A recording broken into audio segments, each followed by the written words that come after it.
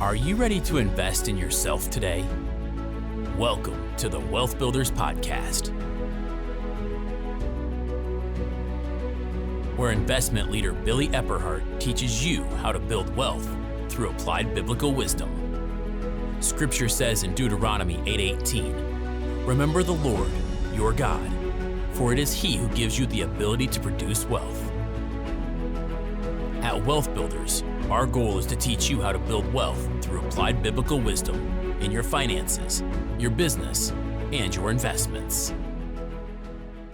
I call this, areas of improvement that we can make as leaders. Some of these I hesitated to put in here because I'm not sure I'm very good at it. So we're going to all learn together in the process of what we're doing. I'm having to improve myself. So these are areas of improvement that I think are important because this is our leadership meeting, and I think it's primarily managers and above, and then those who are also given an invitation to come. So the first area of improvement let's talk about that we can have is this is an area we need to get better on, okay? And so the mistake we make is not recognizing people for doing good work. So really appreciating people. Now, most of us are aware of that. That's not like some great revelation. But what happens is Gallup has surveyed literally millions of employees. I'm going to read a couple of these statistics worldwide and found that people who receive regular recognition and praise increase their individual productivity, they increase their engagement, and they're more likely to stay with the organization. I used to teach something years ago. I'm not really sure how much this applies directly to us here at AWM, Charis, and Truth and Liberty, but I do think there's an element of truth. And there used to be a saying, some of the ministers in here may have heard this years ago. They used to say something like this, that if a person comes to your church and attends, and while they're there, as they come to your church, and in the process, say of 6 months, they only make 1 or 2 friends, the likelihood of them staying is very low. However, if they come and they make the number that used to be given, is they have 7 or more friends, a team of mules couldn't drive them away or pull them out. And so the idea was the relationships were key, and trust in relationships was key to them actually staying, in this case, with the church. And so I think that's true with employees as well, and with people you relate to.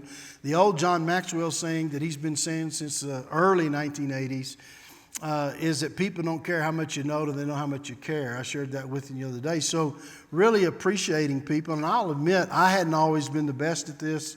I've had to work on it myself and get better at it. But make sure that you give people the recognition and appreciation. I even like as much or more than recognition.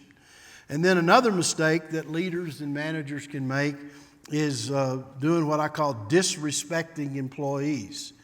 I have to, again, on this one, I have to watch myself sometimes with people, and I'll hopefully in one of the sessions that I teach, I'll share with you how and why that I have to watch myself. But here's a couple of this one. I've got about 5 statistics here on this one, on disrespecting employees.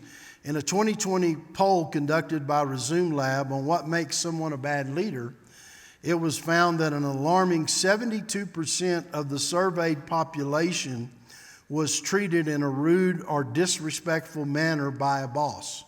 Okay? Now, there are going to be days when you have challenging days, and there's going to be days when you have to challenge employees at different times. But it's just something that you have to be aware of. And it says here, additionally, nearly 70% of respondents were criticized in front of their peers, and 83% of them felt bad about it. And finally, and perhaps the worst of all, an eye-popping 42%, this says, of leaders blamed others for their failures. So one of the things that I think is really critical is just when I talked last time on self-awareness, is have self-awareness. Now, I make kind of an exception for some of this at the top table, the top level of executives, if we're in an emergency session and something is really, and we've had several of those, We had it during COVID where decisions had to be made yesterday. We had to do something. In there, we all agreed we were going to give each other grace because sometimes there's things that have to be said and done in a quick notice. We don't have a chance. So I like to say it this way, unless the ship is sinking, so to speak, or feels like it is, you have to make sure that you're walking in that way to treat other people. And so if we go back to the saying, people don't care how much you know until they know how much you care, I think one of the things I've said to you, and I'm going to continue to talk about it because I'm going to talk about some things kind of on the opposite side of this, but one of the things that you have to continue to work on is building rapport with people that you're leading. The rapport building, let me tell you, this takes time. So I know in communication, I've said this before with the top executives, is that whenever you're communicating, which is later on in this, but you have to say things 7 times in 7 different ways. And so when I first started meeting with Mike and Carrie, can I use his illustration? Absolutely. Carrie would come in and she'd slap her hand on the table and she'd go something like, these people, now that wasn't about any of y'all, so you know, but wasn't any of you I'm talking about. She'd go, these people never listen. And I go, well, how many times did you tell them? And she said, well, I told them last week. I said, Carrie, good communications, you got to say it 7 times, 7 different ways for people to start following. Now, in an emergency, you don't have that luxury. But when you start communicating and respecting people, it's important. So when you're building rapport with people, it's important, and listen to me, it's important that you take the time to have more than just a manager-employee relationship. I don't mean that you have to open up your whole personal life, but they have to know you care. You have to understand some things about them. And the more that you get to know them, the more they trust you.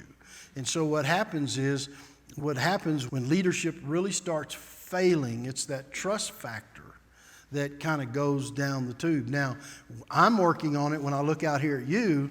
I'm working on that because a lot of you I don't know personally yet. I'm hoping to get to know you and at least know you by name and know what you do and know where you fit.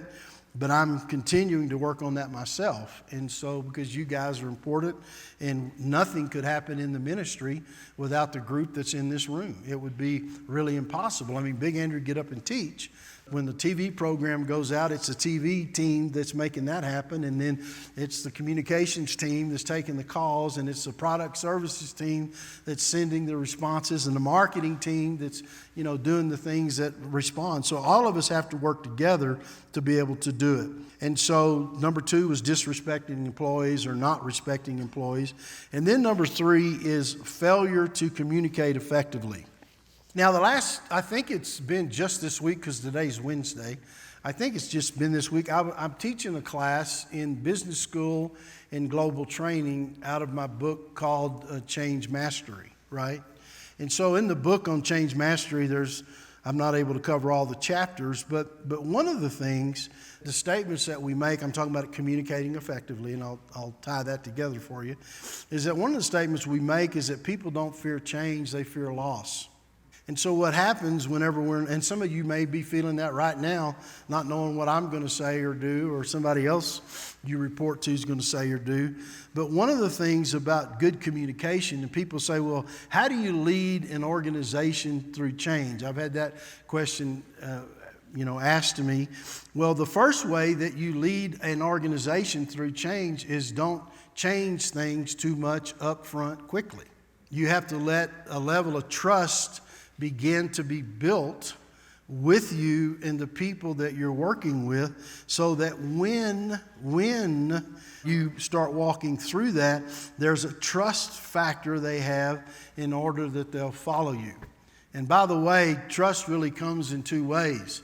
It comes in that rapport that we talked about being built with them, and then secondly, it comes with results. In other words, you lead through small things and you see that what you told them was going to happen, or you explain to them, here's where we're going, and you do what you said, and then the results are there. There's a trust factor that begins to be built the next time you start offering those ideas. And so if you build that trust factor, then people are willing to work through change.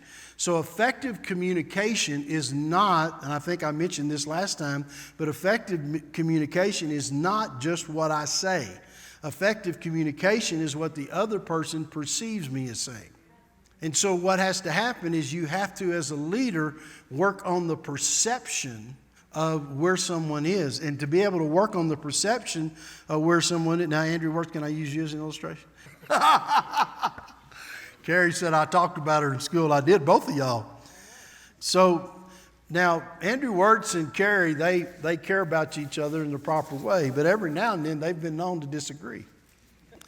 And so when we first started meeting together, I can say it now because we're all past all this, but it was so funny. When I first come in to my team meetings, I had team meetings every week. I only have them every other week now.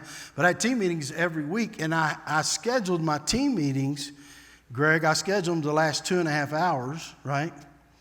And the reason I did was because I knew the first hour and a half were for Andrew Wirtz and Carrie Pickett. And the reason was because they would get in there and disagree on anything we talked about. If Carrie said this shirt was blue, Andrew said it was red. So there was this, I'm saying this lovingly, coaching, and they're laughing, I'm laughing. So Rebecca, who's my executive assistant, one day, Andrew, we're talking about effective communication. One day, Andrew and Carrie were kind of going at it, and me and Mike, we're just sitting there, spectators, and Jeremy, we're just sitting there watching. So Rebecca texts me, and she goes, "Hey, what kind of popcorn do you want for the show?"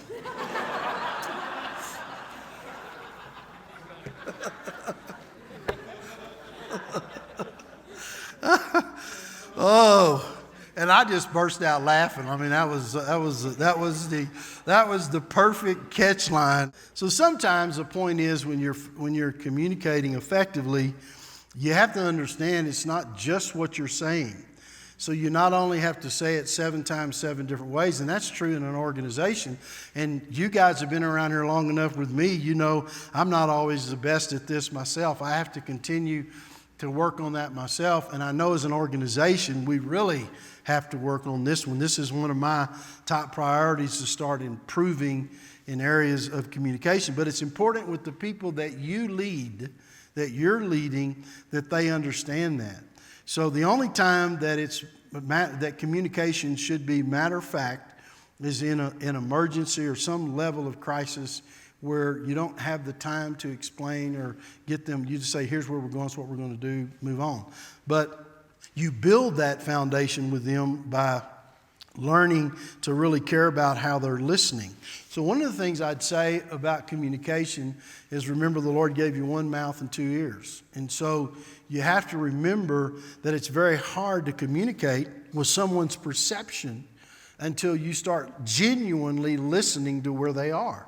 And when you're listening to where someone else is, you're not thinking about what you're going to say when they're done talking. You're actually listening to what they're saying, and then let how you respond be as organic as possible, both in a friendly conversation, in an unfriendly conversation. You have to learn. Yesterday afternoon, we met again with city officials here in Woodland Park for quite a long meeting as compared to what we thought it was going to be. And it's kind of interesting what you learn or you didn't know when you really listen to where they're coming from about what things.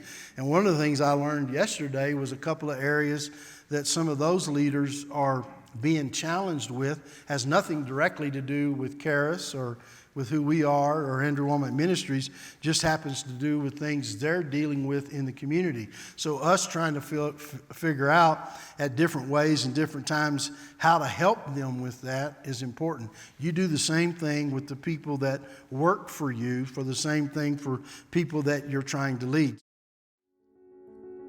We hope you learned something of lasting value today from this Wealth Builders podcast. If you'd like any tools, teachings, or resources mentioned in the podcast, you'll find them online at wealthbuilders.org. Wealth Builders exist to teach you how to build wealth through applied biblical wisdom in your finances, your business, and your investments. Wealth Builders is a nonprofit organization. We depend on your donations to keep this podcast running. Please consider donating to us on wealthbuilders.org.